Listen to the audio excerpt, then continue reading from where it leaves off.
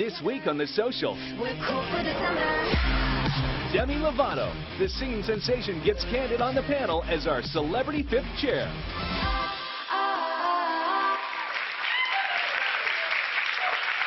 Welcome back to The Social, everybody. There's a myth that body image issues only affect girls and women, when in reality, no gender is immune. And our next guest is trying to expand the conversation to include men. The book, Shattered Image, My Triumph Over Body Dysmorphic Disorder, reveals one man's struggle with eating disorders, alcoholism, and his obsession with plastic surgery. Please welcome author Brian Cuban. Being here. Thank you.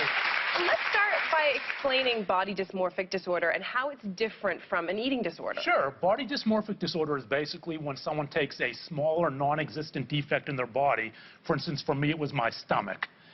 For some people, it could be a small or non-existent blemish, and exaggerates it to the point where they're unable to function, quote unquote, normally in life. Okay. So for me, there was fat shaming, and I was bullied over my weight as a child and as a teenager.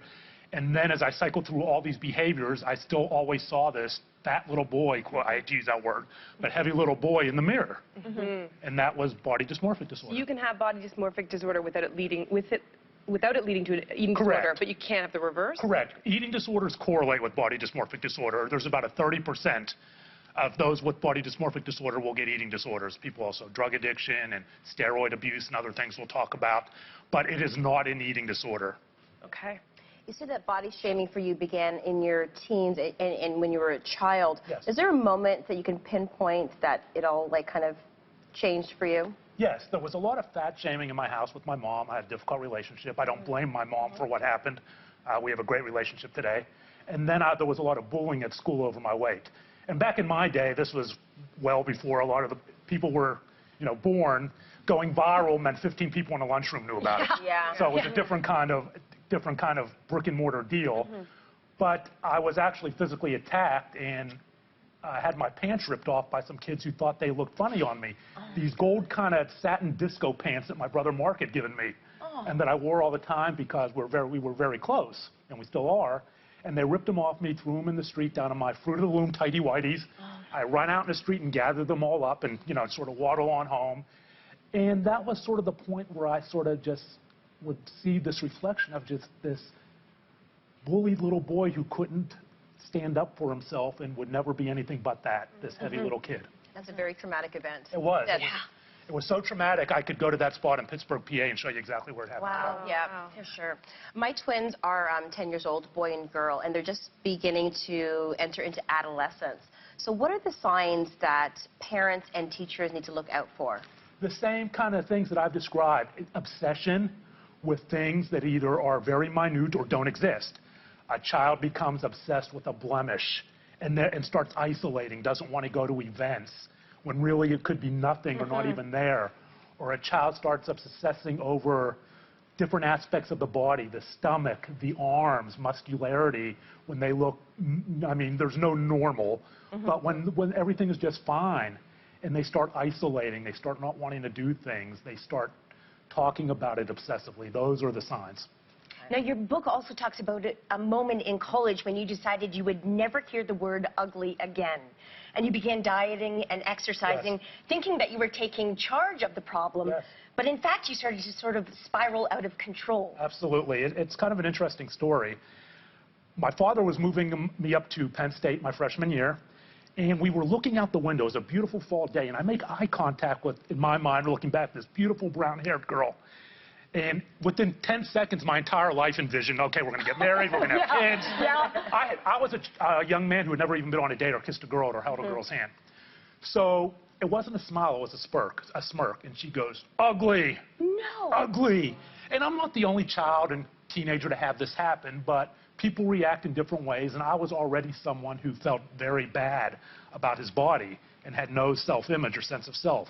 It was right there. I decided my world was out of control, and I had to take control to get accepted. What was the thing that made me feel good as a child? Food. Yeah. But as a child, food, I ate more and got heavy. I decided I would start restricting. And as an 18-year-old freshman at Penn State, I descended into anorexia and transitioned into bulimia at 19 and wouldn't go into recovery until 2007. this is you running, Yeah, and then got that's you there Sunbathing. Yes, I also transitioned into exercise bulimia, and what that is when you substitute excessive exercise for calories. I was running 10 miles a day, 20 miles a day, and then I transitioned into steroids. And all of this was to try to change this image in the mirror of this bullied, heavy little boy that would never change no matter what I did. Mm-hmm. You mentioned your brother Mark earlier. That's Mark Cuban. Yes. He's one of the sharks on Shark Tank. He's the owner of the Dallas Mavericks, Yes. a very high-profile person. He's famous, and we all have seen how fame can affect Yes. the people who are famous, but also the people who are around them. Has your brother's fame and high profile had an effect on you? Or Sure, not? sure, but it's not his fault. Right. When all of these behaviors that I engaged in actually started before he became famous, as we would define it. Right. But when you have no identity of your own, when you only see a bullied little boy in the mirror and with the body dysmorphic disorder, and you're wanting acceptance so badly, and that's your identity, okay, wow, I can be Mark's brother, and all of a sudden girls who in my mind would never talk to me, talk to me. I had become a drug addict. People would give me drugs and drinks, and that is how I defined myself. I had no identity of my own. Yeah. So yes, there was a period of time when that accelerated my alcohol abuse, my drug abuse, the steroid abuse, but it wasn't Mark's fault. It was because I had never created my own sense of self. Mm-hmm. I find it fascinating that body dysmorphic disorder occurs almost equally in Yes. men and women, and I think that there's so much focus placed on helping women, and we don't keep men in this conversation very much. So what do you think we can do to encourage more men to open up about their struggles? It's a difficult situation because it's the chicken and the egg. Yeah. We need more men to speak freely, but so the men are stigmatized about body image.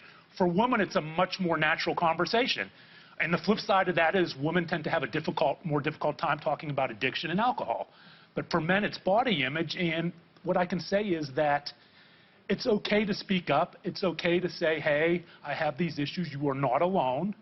When I talk to young boys, when I talk to men, that is the one thing they want to know. That's the one thing I wanted to know, that I was not alone. And I think we just need more people, more people that are known, more people who no one knows, just to speak up and say, it's okay to say I have these issues. It's not the end of the world. There is hope. There is recovery. Mm-hmm. Brian, thank you so much for being here and sharing your Thank you. story. Thank you so much. Make sure you pick up a copy of Brian's book, Shattered Image, and we'll be right back after this break.